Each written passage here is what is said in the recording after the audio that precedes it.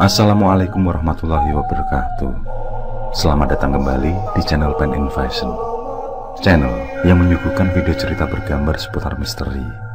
Simak terus video dari kami.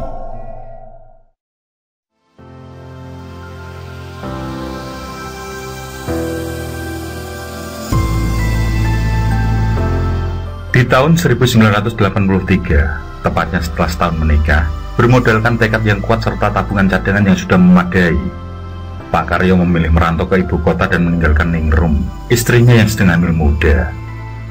Sedangkan Ningrum tinggal di rumah orang tuanya, berdagang sayur-sayuran di pasar yang terletak tidak jauh dari rumahnya. Meskipun berdagang kecil-kecilan, keuntungan dari penjualan sayur mayur bisa mencukupi kebutuhan sehari-hari dan terkadang bisa untuk menambah tabungan.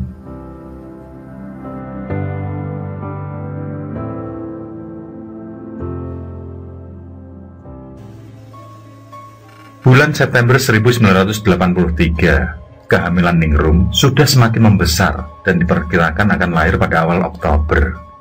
Persiapan sepasang suami istri muda itu pun sudah matang.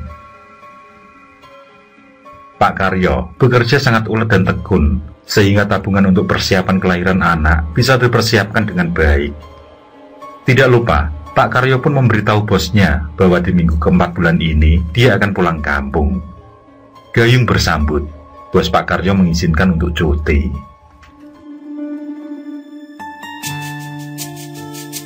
Singkat cerita, lahirlah seorang anak laki-laki yang diberi nama Nugroho. Nama asli dan nama lengkap dari Nugroho tidak akan kami jabarkan demi privasinya. Nugroho kecil adalah seorang anak yang beruntung. Meski hidupnya bisa dikatakan pas-pasan, namun kasih sayang dari Pak Karyo dan Ibu Ningrum sangat besar. Kabar baik bagi Pak Karyo, setelah Nugroho berumur 3 tahun, Pak Karyo berpindah daerah operasionalnya. Dari awalnya yang di Pol Jakarta, menjadi lebih dekat ke rumahnya. Hanya butuh waktu sekitar 3 jam bagi Pak Karyo untuk pulang ke rumah. Oleh karena itu, hampir setiap bulan Pak Karyo pulang mengunjungi keluarga kecilnya.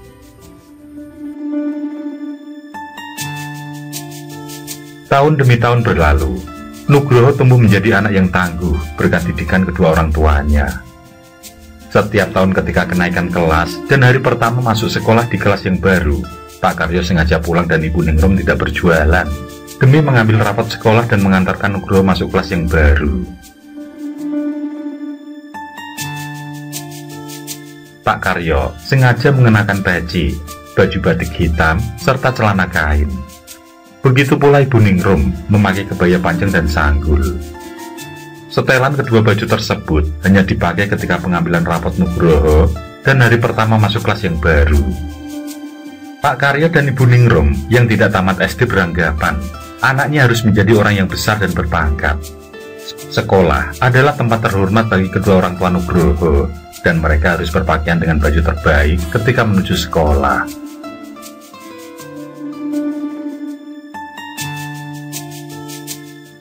Tahun 1995, ketika Nugroho masuk SMP, Pak Karyo dan Ibu Ningrum pun masih melakukan hal yang sama.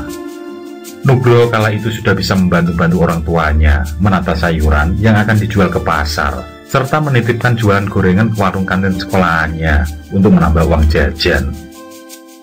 Penjaga kantin yang juga mengenal Pak Karyo mempersilahkan Nugroho menumpang dagangan gorengannya di kantin, dan terhitung cukup laris ketika jam istirahat.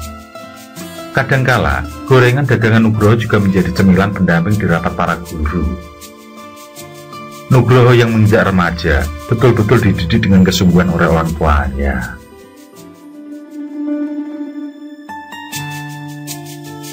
Selepas SMP, Nugroho menjalani pendidikannya di SMA. Rutinitas yang sama setiap tahun, yaitu Pak Karyo dan Bu Ningrum mengantarkan Nugroho ke sekolah di hari pertamanya. Ketika memasuki semester 2, Nugroho terpilih menjadi anggota Tonti, peleton inti di sekolahnya. Latihan fisik pun digembleng sepulang jam sekolah, sehingga Nugroho akan pulang hampir maghrib di hari Senin hingga Rabu. Pak Karyo sudah mulai beruban, menyaksikan betapa anaknya menjadi lebih hitam, berotot dan tegap.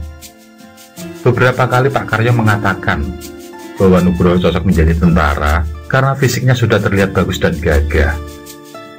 Buningrum pun tersenyum dan mengatakan bahwa apapun profesi Nugroho nantinya, yang penting halal dan tidak merugikan orang lain.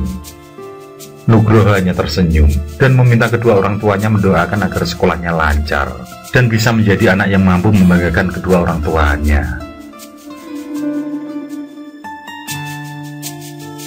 Tahun 2001, Nugroho lulus SMA dan mendaftar sebagai TNI Angkatan Darat melalui jalur akademi militer, karena belum terlalu banyak temannya yang kuliah di masa awal tahun 2000-an. Nugroho pun diterima dan menjalani pendidikan. Nugroho benar-benar memanfaatkan kesempatan di akademi militer dengan sebaik-baiknya. Nilai-nilai ujiannya pun berada di kategori memuaskan.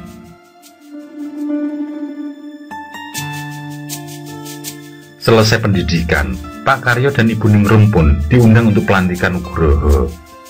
Pak Karyo yang sudah mulai tua tidak pernah menyangka anaknya akan menjadi orang berpangkat.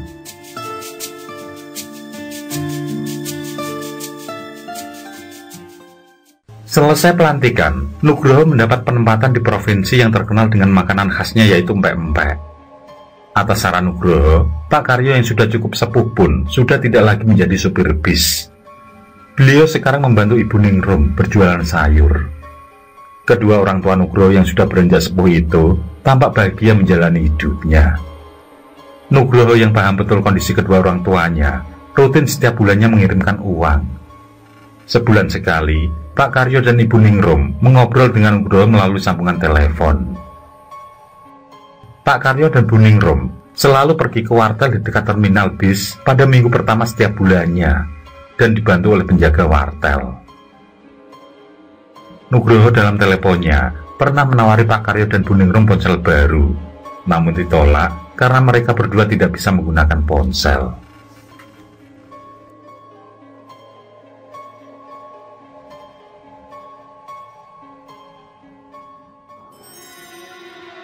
Sekitar 7 tahun kemudian, di awal tahun 2008, Nugroho bercerita pada kedua orang tuanya bahwa sudah ada niatan untuk menikah. Pada saat masa dinas di Palembang, Nugroho mengenal Fitri, salah seorang perawat di Rumah Sakit Angkatan Darat. Pertemuan keduanya terjadi secara tidak sengaja. Ketika Nugroho beberapa hari ini dirawat di rumah sakit, Fitri berhasil menarik perhatian Nugroho. Saat hendak keluar dari rumah sakit, Nugroho diam-diam menemui Fitri dan memberikan nomor teleponnya ke Fitri, serta mengajaknya bertemu untuk beberapa hari ke depan. Gayung pun bersambut. Fitri menghubungi Nugroho melalui SMS dan janjian di akhir pekan, ketika Fitri sedang tidak jaga. Tidak berapa lama, Nugroho pun dikenalkan kedua orang tua Fitri, dan setelah beberapa kali Nugroho sowan ke rumah Fitri, mereka pun merestui apabila Nugroho hendak menikahi Fitri. Dengan syarat, Nugroho mampu menjaga ibadah dan bertanggung jawab sebagai kepala keluarga. Pak Karyo dan Bu Ningrum yang mendengar anaknya bercerita panjang lebar hanya tersenyum dan menanyakan kapan Nugroho akan pulang untuk mengenalkan calon istrinya tersebut. Nugroho dengan berapi-api pun menjawab, kemungkinan awal bulan Maret ini dia dan Fitri akan pulang dengan menggunakan pesawat untuk menghemat waktu.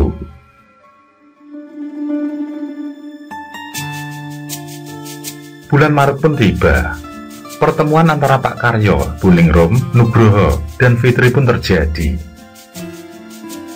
Fitri adalah tipe orang yang cepat akrab dengan siapapun, sehingga untuk mengambil hati kedua orang tua Nugroho bukanlah hal yang sulit.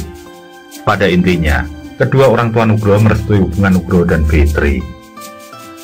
Pak Karyo bercerita jika dia sudah siap di acara akad putranya.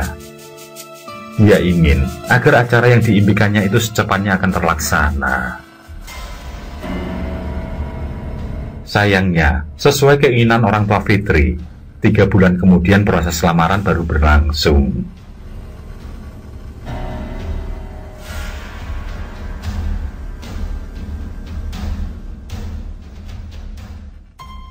Setiba di Palembang, sekitar jam 3 pagi, Nugroho bermimpi seolah Pak Karyo muncul di halaman rumah tersebut, mengenakan setelan pakaian seperti ketika mengantarnya masuk sekolah. dan wangi semerbak keluar dari tubuhnya.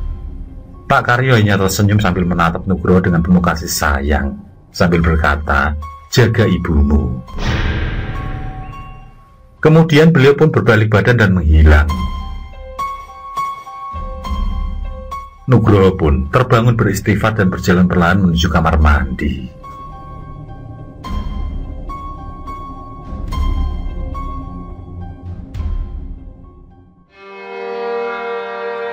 Dua minggu kemudian, kabar duka datang. Pak Karyo menghembuskan nafas terakhir ketika selesai melaksanakan sholat subuh di masjid dekat rumahnya. Beliau meninggal ketika imam sholat mengucapkan salam. Warga pun beramai-ramai menggotong almarhum Pak Karyo menuju rumahnya. Buningrum yang sedang menyapu halaman rumahnya pun kaget melihat suaminya digotong banyak orang. Mengetahui Pak Karyo sudah tiada, Buningrum pun menangis jadi-jadinya. Begitu mendapat telepon tentang kematian ayahnya, Nugroho langsung terduduk lemas. Ayahnya, orang yang menjadi contoh dalam hidupnya. Ayah yang seharusnya akan menjadi seorang kakek dalam 1 atau 2 tahun ke depan, sudah tidak mungkin lagi hadir, bahkan untuk melihatnya menikahi pujaan hati. Nugroho sangat terpukul, dan air mata tidak henti-henti mengalir dari kedua matanya. Nugroho sadar, mungkin apa yang ditemuinya saat tiba di Palembang dulu adalah sebuah firasat. Seharusnya dia menuruti kemauan sang ayah agar segera menikah, agar sang ayah bisa menyaksikan secara langsung akad yang akan diucapkannya. Selesai telepon, Nugroho pun menemui komandannya dan meminta izin untuk pulang. Tidak lupa, Nugroho pun mengabari Fitri mengenai kabar duka tersebut. Fitri pun menangis terseduh dan mengatakan akan ikut menemani Nugroho pulang. Kedua orang tua Fitri yang dikabari pun memutuskan akan menemani keduanya menuju rumah Nugroho.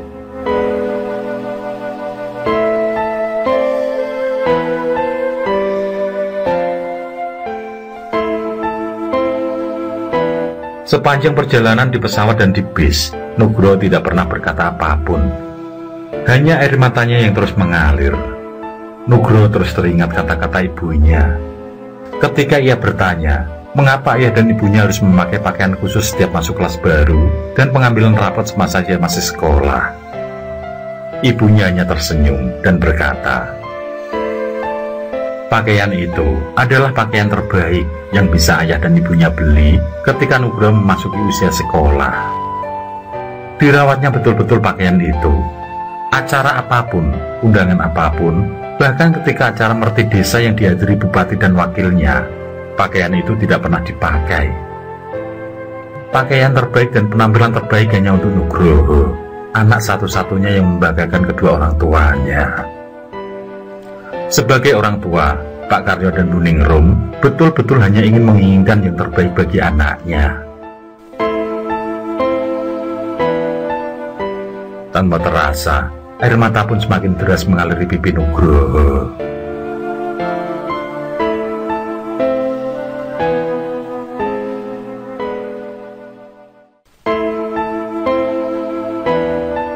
Sesampainya di rumah, Nugroho langsung menghambur menuju ibunya yang sedang berada di sebelah Pak Karyo yang sedang hendak dimandikan. Nugroho pun memeluk ayahnya. Tiada suara tangis yang keluar dari bibirnya, hanya air mata yang mengalir deras, dan Nugroho pun mencium kening serta tangan ayahnya untuk yang terakhir kalinya.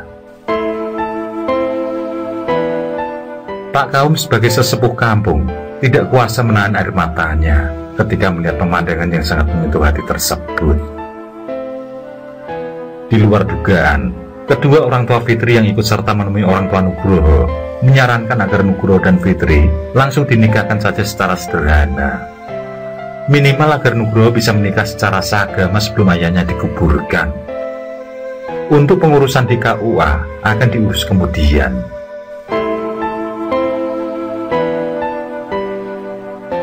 Bu Ningrum, Fitri, dan Nugroho pun menyetujui itu. Sepertinya ayah Fitri tahu tentang perbincangan Nugroho dan Pak Karyo, yang mana Pak Karyo sudah siap jika akan dilaksanakan. Dan ini memang satu keputusan yang terbaik. Demi sang ayah yang ingin melihat putranya menikah, namun ajal menjemputnya terlebih dahulu. Pernikahan Nugroho dan Fitri secara sangat sederhana pun dilakukan. Banyak warga yang hadir tidak kuasa menahan air mata yang terus mengalir deras. Bahkan Pak Kaum pun sempat terbata-bata ketika menikahkan mereka berdua. Dengan susah payah, Pak Kaum memberikan nasihat pernikahan dan memimpin doa untuk kedua mempelai.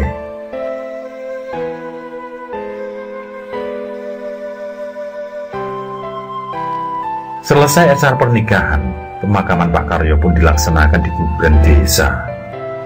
Nugroho pun menyampaikan rasa terima kasihnya pada warga dan juga permohonan maaf apabila Pak Karyo semasa hidupnya memiliki kesalahan-kesalahan, baik yang disengaja maupun tidak.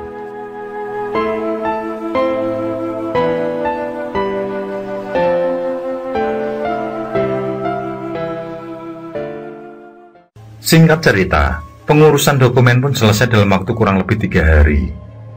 Dan Nugroho serta Fitri pun melakukan akad nikah secara pemerintahan. Sebetulnya bisa saja isbat nikah dilakukan, namun Nugroho lebih memilih akad ulang agar keyakinan hatinya bertambah mantap. Hari Jumat pagi, akad nikah di KUA pun terlaksana. Tanpa pesta, tanpa resepsi, hanya murni demi sahnya status suami istri oleh negeri ini.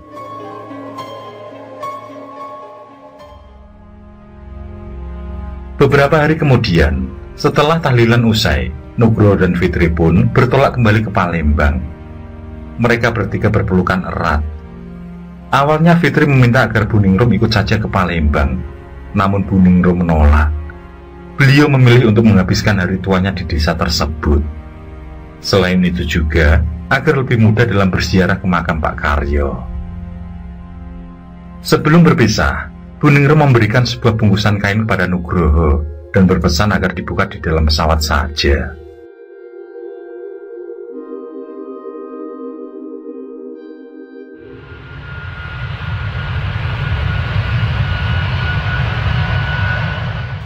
Pesawat pun mulai mengudara. Di dalam pesawat, Nugroho dan Fitri berdiskusi mengenai kunjungan ke orang tua dan mertuanya. Mereka akan mengusahakan setiap bulan ganjil akan pulang menjenguk Ibu Ningrum, sementara setiap bulan genap akan berkunjung ke orang tua Fitri. Mereka sadar, kesempatan bisa menjenguk orang tua itu sangatlah mahal, tidak sebanding dengan rupiah yang mereka keluarkan untuk biaya transport. Nugroho membuka bingkisan dari Bu Ningrum.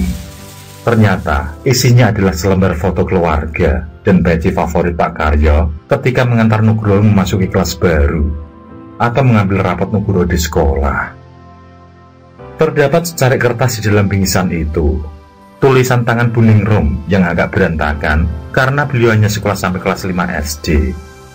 Pesan itu berbunyi, "Le, ini ibu bawakan peci bapakmu agar kamu selalu ingat. Peci hanya dipakai untuk kepala. Kamu adalah kepala keluarga yang baru. Bimbinglah istri dan anak-anakmu nanti dalam kebaikan dan jalankan perintah Allah, serta jauhilah semua larangannya." Dalam hati Nugroho berkata, "Bapak, Ibu, akan kusimpan peci ini baik-baik dan akan kuingat pesanmu selalu. Doakan aku agar bisa memikul tanggung jawab sebagai kepala keluarga untuk keluargaku."